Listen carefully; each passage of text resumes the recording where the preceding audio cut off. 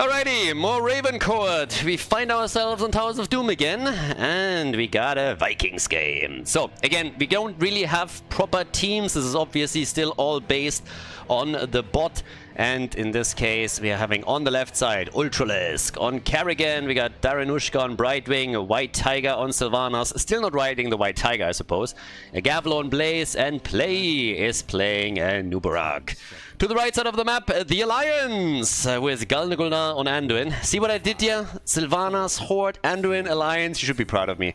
I deserve a round of applause. Thank you, thank you, thank you. Nan on Hanzo, we got Commander Rex on Genji, Sven is playing the Vikings, and Boneshock is playing Johanna. Alrighty, so let's see what we're going to... Ooh, already we're getting a good combo from Ultralisk, but maybe a bit too much of follow-up aggression from him as he tried to jump in and get the first kill. Couldn't quite knock it out of the park, but still, good start. We're getting an Olaf build for the Vikings with Olaf the Stout as level 1, and Genji gets crushed as Kerrigan comes in with the second combo and then Blaze follows up on it. Nicely done. White Tiger has improved his mount game a little bit, I have to say. So now we have him at least on a unique and epic mount. A super unique and super epic. Much epic, much unique, much wow. But it's still not a Tiger. So he's improving though. At this rate, it's only going to take him another 2 or 3 games and he's going to ride on an actual Tiger into battle.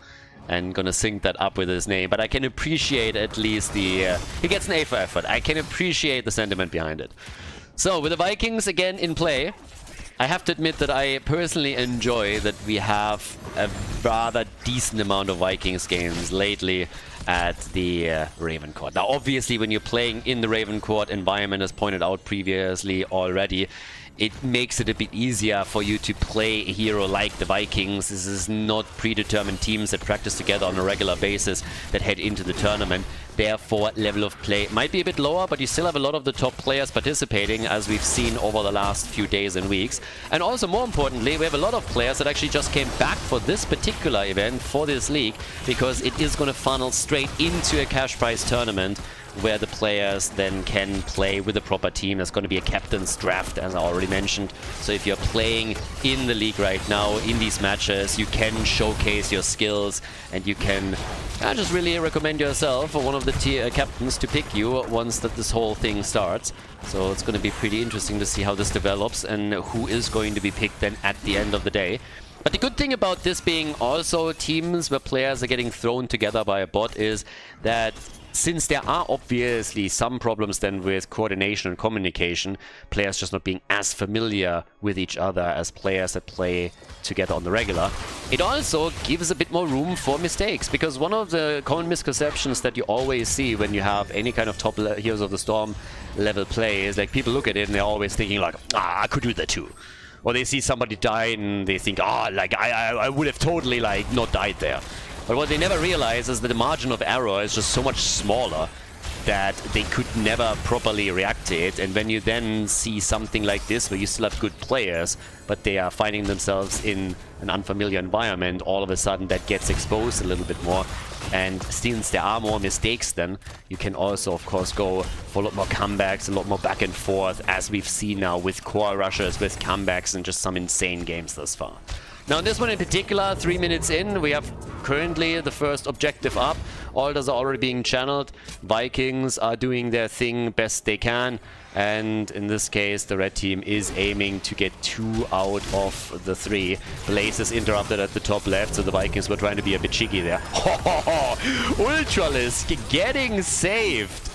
Not bad, not bad. Yeah, that looked like a kill, but Kerrigan made it out. Vikings are still trying to steal this one. I actually am a bit surprised that Sven cannot capitalize on this more. I think he must have been pretty distracted there, because losing Balog put a bit of a dent in his plans. If he has Balog and Olaf both around and can channel the altar with one while pressuring the lane with the other, that would be even better for him. But either way, in this case, it didn't quite work out. So, on the right side, we have the next camp already about to be taken. In this case, we're getting the Boundless Fury with level 7. And yeah, by now they have to actually put 2 heroes towards the top. So Eric gets killed and Gavlo is finally able to channel the altar, firing 4 shots towards the red team. But it also makes the game a little bit slower, so we will soon get the next level for the boys and girls. Level 16 obviously for the Vikings, a huge one to be claimed later so that Olaf can have an actual impact in these games and start to attack there. We now have the Blessed Recovery on level 7 for Anduin. And we're getting the spin to win, obviously, as usual. But only one kill. We're 5 minutes into the game, we only have a single kill here, so a very heavy macro play from the Alliance in particular, the boys in red. And for the blue team, what we're getting is an attempt to push the top lane, thanks to Blaze grabbing those camps. Boss is now up on the map as well. And everybody else is mainly focusing on the bottom of the map. Particularly, of course, the Vikings team. I mean, duh. They are the ones that have the strong foreman down at the bottom of the map most of the time. Genji, as you can see here, makes occasional incursions towards the middle. But at the top, they have now 2 heroes against them, trying to break through the wall. And that pretty much means immediately they need to react to this. That's 2 kills to 0 by now, thanks to all of the Vikings kills that are added up as well. And of course, they have nearly a level. So it's a bit tricky here. If the blue team really wants to get away with this, you gotta push a little bit more aggressively here. Sorry, if the red team wants to get away with this, they really need to capitalize more on the numbers advantage on a single lane. So the Vikings all the way up at the top now, and by for the time being, we have a level 10 advantage for one team. That comes 10 seconds before the objective appears on the map, so the altar is out. We're now looking at Wailing Arrow and Summon Ultralisk. He has been summoned, and he tries to execute a combo. Can't quite get the hit. So, yeah, Anduin gets hit by the cocoon, but just after he saved the target. So the timing there wasn't perfect. Good interrupts and delaying the altar channel even further. So now as both teams have level 10, we can play around it. Vikings, as per usual, agreement with the play again. And we get the light bomb as well. So, once again, bit of a poke happening from Nano. Mr. Hanzo himself is doing what he can. There's the arrow. Big hit. Saves Jojo for now. And Genji is also trying to get away here. All of them actually escaping. And Hanzo, no, the savior himself might not endure. Jojo threw out her blessed shield, trying to save the day for everybody. Cannot quite make it happen. Gulnar with a really interesting light bomb. So yeah, I mean, initially it looked like he wanted to save it for the next game, but then he threw the cooldown out regardless. The problem is that it didn't work for them, and now it's level 3 for the team. Yeah, sorry, 3 kills and level 11 for the team in blue. And the next few hits are being fired. So it's 32 against 32 points on the core. Now, coming in with the kills, the Vikings, they're falling, and they're falling quickly. But we have 29,000 damage for Hanzo. 17,000 damage for Sylvanas. And, yep, towards the top. They're now attempting, as it seems, to deal with Blaze. The Vikings are coming, and they're not alone. In comes Hanzo, but Brightwing is ready to help Gaflo out, but the Shimada brothers, they're tag teaming him. Yeah, try to go for Brightwing here. Oh, beautifully done by Brightwing, jumping out of the arrow range with the heal. That was actually very important. That could have been a huge problem if that connects. Brightwing might have fallen, but as they save the day for the Fruit Fly, they can still push at the bottom of the map. Can go for the bell tower. The Vikings still falling, particularly Blaze is doing a solid job on it. And down here, they've nearly taken the entire thing. But here comes the engage. So this time the Vikings are here too. This is a 7 versus 3 versus 4 now that Brightwing is here. But they still have a mad numbers advantage. The problem is that even with the disadvantage... I mean, even with the numbers being lower for the blue team is still the one that is able to win the fight, push them back, and at the same time gain some additional experience through Blaze at the bot in at the top in the middle. So, yeah, not really the best showing there. The red team is still waiting for kill number 1. So far, they haven't found one yet. And the Vikings might be able to channel some of these altars, but yeah, even here at the top, they're already paying attention. In comes Jojo. There's the hit. interrupt is obviously happening, but Sylvanas is barely able to get out on the right side. It's Balog who gets the channel completed. If they can get some kills here, then the red team might just be able to grab 2 of these altars. That would be huge, honestly. Only 3 shots fired, because at the bottom of the map, the bell tower has been converted. Nano is doing his best to just, like, fire away, poke them down slowly. Oh. Johanna again low, X-Strike from Genji, and they go for Ultralisk, and they take Kerrigan down. Kerrigan eliminated, nicely done. So finally a kill for the Alliance. Yeah, together with Anduin, they're leading the charge here. They're trying to also grab another altar, and this time it might work for them. Blaze was attempting to get a bit closer, but couldn't. And there it is. They get 6 shots fired in total and drop the blue team score down to 29% and get even a second kill. They're getting kill number 2. That's the end of Anubarak. So now they've taken 2 down, and immediately the pings at the bottom of the map, clearly indicating that the red team is now going to try and take their bell tower back. At the top, a little bit of damage at the gate. Gavlo is there in time to collect all of the experience. Not a problem. We have also another pumpkin camp about to be taken. Teams are roughly even in experience, and with level 16 being the next one on the agenda, it should give the red team an opportunity to finally execute proper flanks with the Vikings and the stun from Olaf. For now, of course, we got the jump, so a bit more of evade potential and sustainability for the hero. But once that we are looking at the actual stun, I think they can put some pressure onto the backline, and that could be... It could be a big game changer. I mean, level 16 tells in general are just a huge power spike all around. But particularly for the Vikings, it changes the way that you can play them. They really start to become a threat in team fights, whereas previously they're more so a thing in their PvE capabilities. Double altar is up next. By the time both of the teams will likely have level 16. Yeah, already a little bit of action down here at the bottom of the map as they are going for the attack again. Cocoon is already out. They're trying for Anduin once more. As a stun into a second. Follow up with the X-Strike. Chrysalis for Ultralisk, trying to keep Kerrigan in play. He's low and he's dead. It's Shimada time, baby. First Hanzo, then Genji. The 2 of them are definitely rocking it. But the jet propulsion kill against Hanzo. Sylvanas is also dead.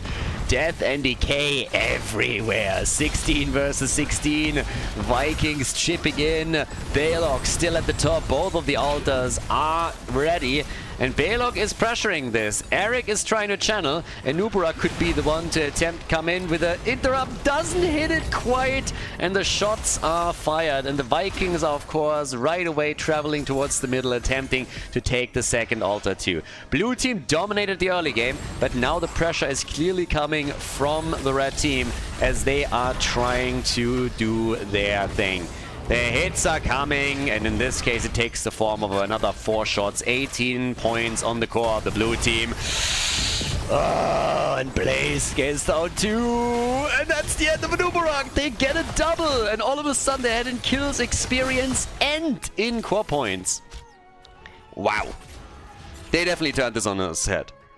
Very nicely done. 40,000 for Sylvanas now. 47,000 damage for Hanzo. But much, much more control from the Alliance. Team Crybaby is doing a solid job there. Once the Vikings were on 16, participated in the team fights, once the Shimada brothers really started to rock the boat here, it worked perfectly for them. Getting the kills and just bringing it in. So right now what we got once again is another pumpkin camp taken. Yep. By the way, like, I have no idea if that, like, isn't that like cancel worthy or something?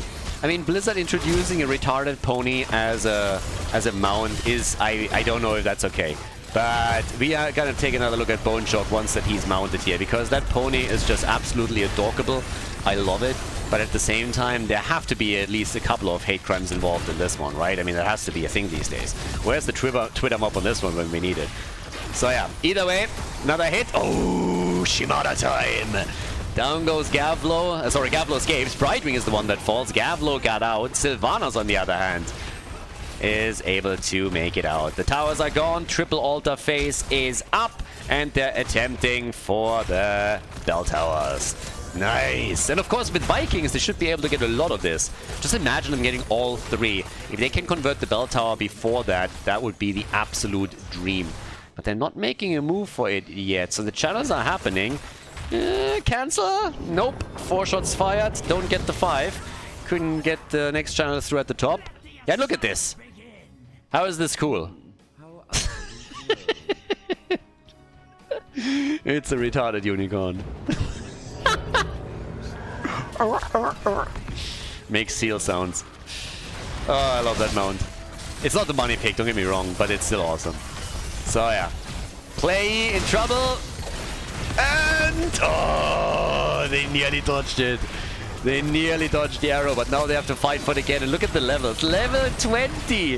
They have a level 20 advantage. Ultralisk drops the Ultralisk, but he's also getting ultra low here. He needs to be careful with all of the stuns are coming. Gets the shield, but there's another kill. Genji and Hanzo, they're wrecking the entire backline. That's Ultralisk gone. It's a triple, baby. And they're going for Brightwing. Nano not able to get the kill this time, but boy are they looking good. I don't know what they're doing. Just get the channel and go for the boss. Like, you people need to learn to count. 5 plus 4 is 9. 9 minus 9 is... No. It's 0. You're close, but it's 0. So they get the first, they get the second, and that, ladies and gentlemen, is game, as the red team is victorious. GG and well played. Before we head into game number 2, make sure that you subscribe to the channel if you haven't done it yet, so you don't miss out on any future content here on Khaldor TV. Another RavenCourt game. This time we got the Trekkies against the Star Wars boys. On the left side, Team Star Trek with Dark Druida against Sylvanas. We got Cure on Urel, Zero on Maiev, X-Ray with Rhaegar, and Play is playing Tyrael here on Cursed Hollow.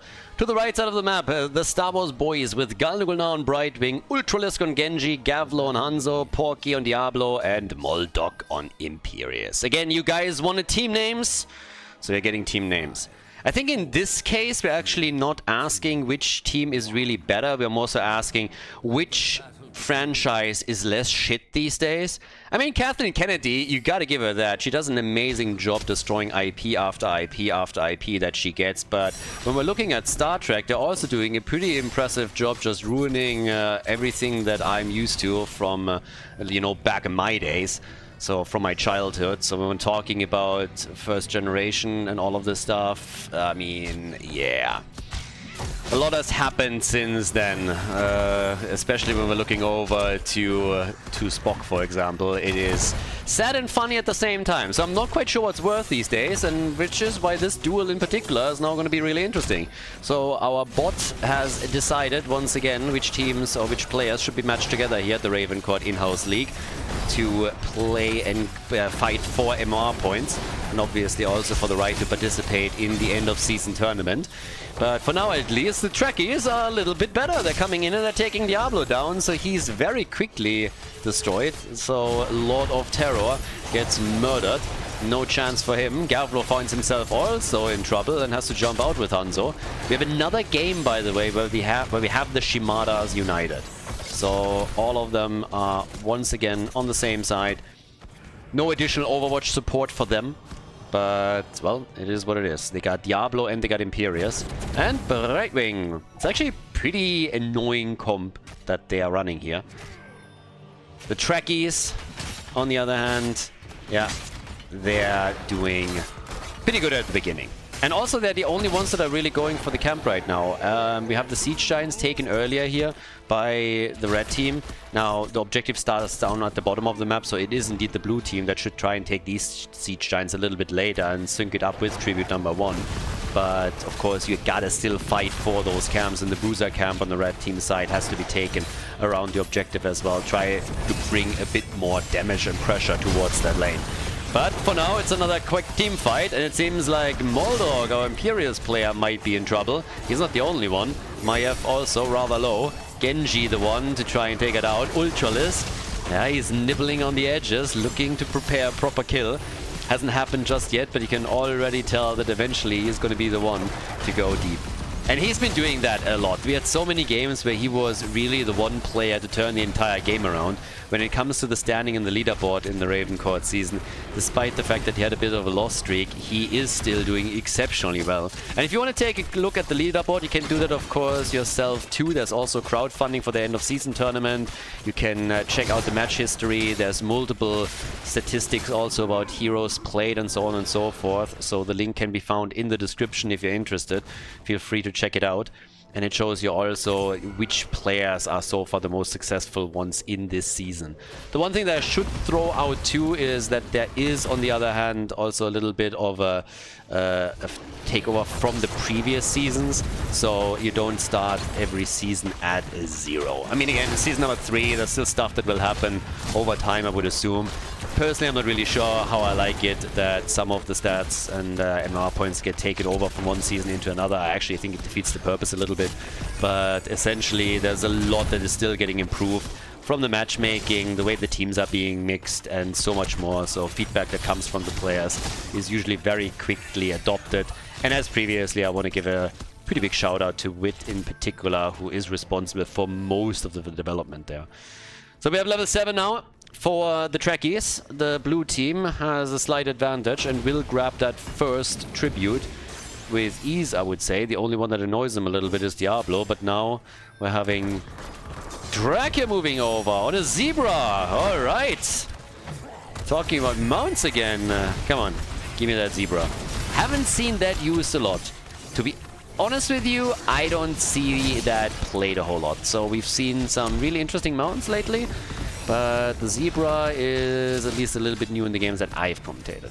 Now, up at the top, we still have our side laners. Particularly when we're talking about Imperius later in the game, you can execute some interesting stun comps for the red team.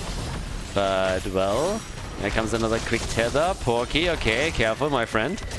Gavlo also low and has to jump out. Ultralisk again coming in from behind, trying to catch Zero off guard. Not so quick. But Play is now also moving in, and everybody with the exception of Imperius is here. And they are losing ground, and they're losing a lot of ground. They just lost 3. Hanzo, Brightwing, and Diablo all eliminated. And boy, oh boy, that one hurt. Yeah, the Trekkies are taking the Star Wars boys down this early, at least, in the game. Oh, and Genji is also... pleb spray.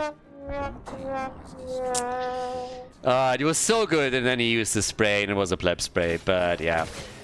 Drak here, still with his Zebra. We have 5 kills to 1, early level 10. Blue team is doing better here, for sure. But yeah, on the other side, there might be a bit of a problem for Cure here, who's still, of course, dominating the rotation between the middle and the top, trying to get the extra experience for the team. And for the blue team, this is actually going exceptionally well. Not only do they get their boss, but the red team didn't actually start theirs until now.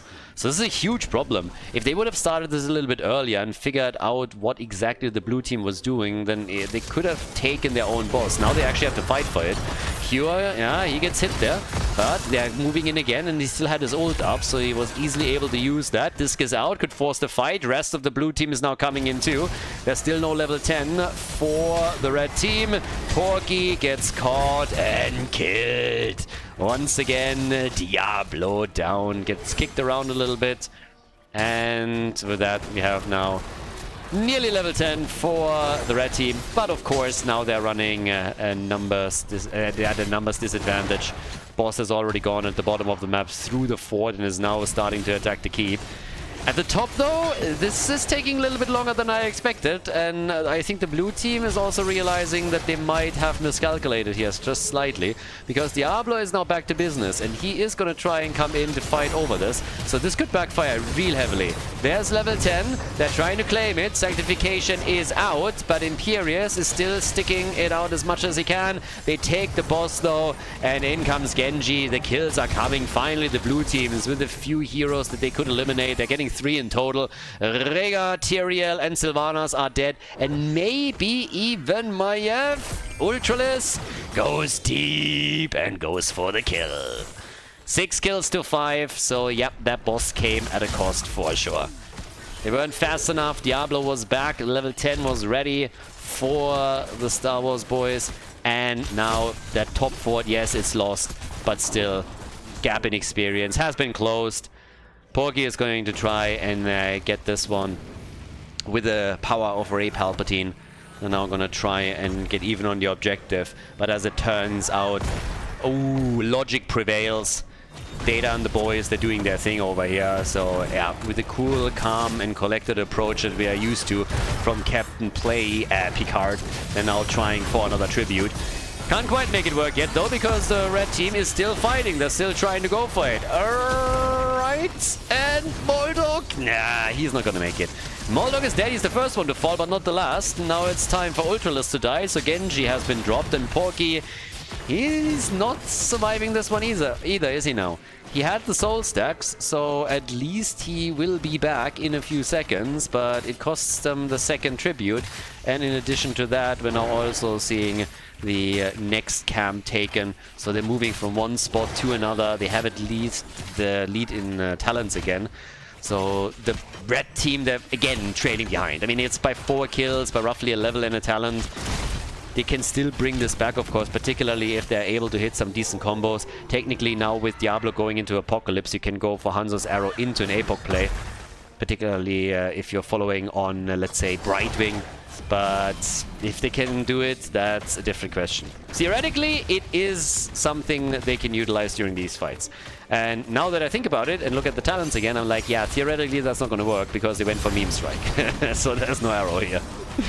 No arrow for the stun, so yeah, that one's not going to work.